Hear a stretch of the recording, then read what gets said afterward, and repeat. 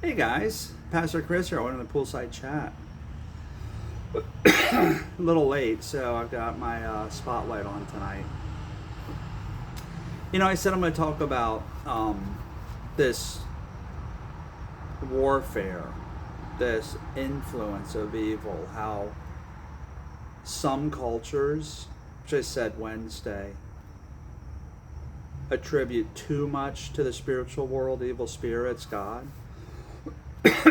And we in America might attribute too little. But I like to go to Scripture.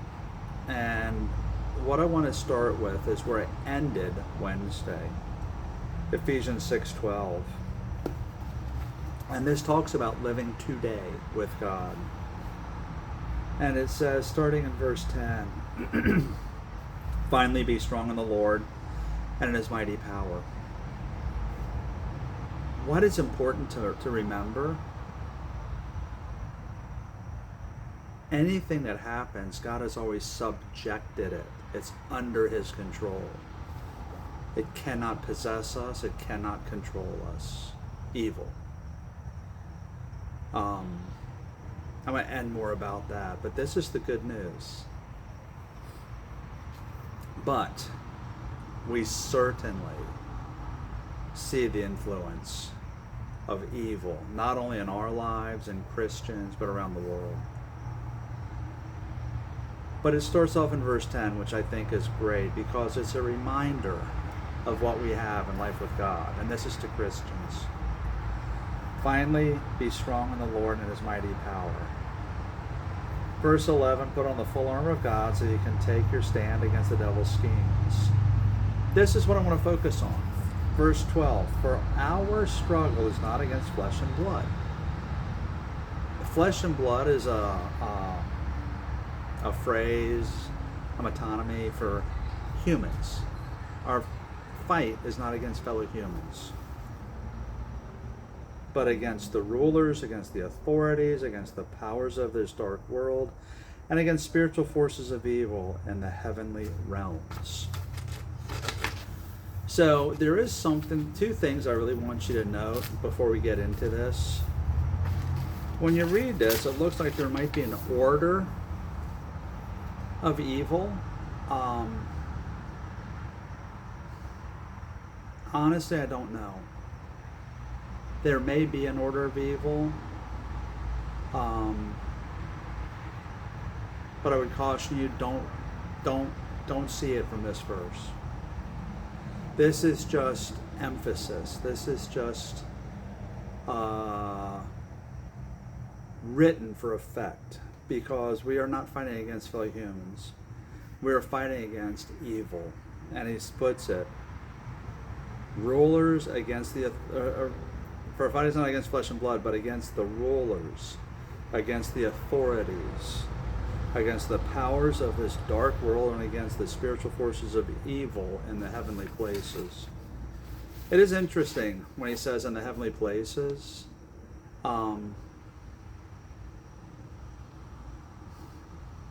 there is not evil in heaven, but there is evil in the unseen world. So this is a book, and I've used this before. This is one of the books that we use in seminary, and it's one that I particularly like. I reference this a lot when I study. It's called the NIV Application Commentary, and this is on Ephesians, and this is on this verse, Ephesians 6:12. But what I love is it says what we Christians today fight against. Remembering that God has subjected all the evil authorities under his rule and his control, so we are not bound to them. And it says, and this is from the commentary, since verse 12 explains standing against the devil's schemes in verse 11, Paul, the author of Ephesians, was surely not thinking about structures of evil such as government law or social conventions. Rather, he thought of personal spiritual beings seeking to disrupt life as God intended it. personal spiritual beings seeking to disrupt life as God intended it. So when we look at these rulers, authorities, forces of evil in this unseen world, that's the actions they're doing. Personal spiritual beings seeking to disrupt life as God intended it. And I think that's clear from Scripture. I think Klein Snodgrass, who wrote this book in the NIV application commentary, hit the nail on the head. That's what they do.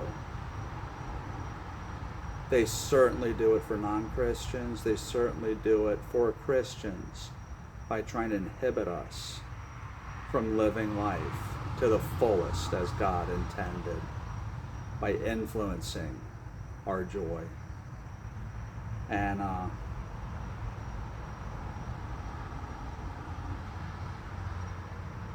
what I want to do coming up is kind of explain personally with stories from Scripture and with stories from missionaries, stories that show how this works and looks. Because I think it really is important. I think here in the U.S. sometimes we do not give the spiritual world the respect and attention it deserves.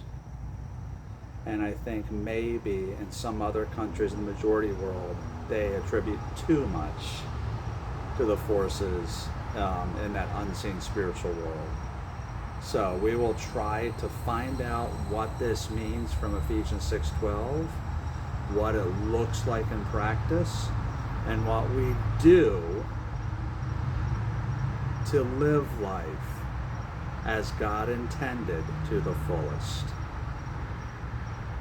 So, start to what I think is going to be a great series. Guys, be blessed. Keep the questions coming. I'm holding on to them. Remember, this is one that came up several years ago. I've addressed it before, but it came up again, and I want to address it a second time. And we'll get to them. You will find us. Let your friends, family know. Facebook, YouTube, Rumble, at FL Compass Church. And now on Instagram, at FL Compass Church. Have a great weekend. Remember, tomorrow's Sunday, so go to church. And we'll see you Wednesday.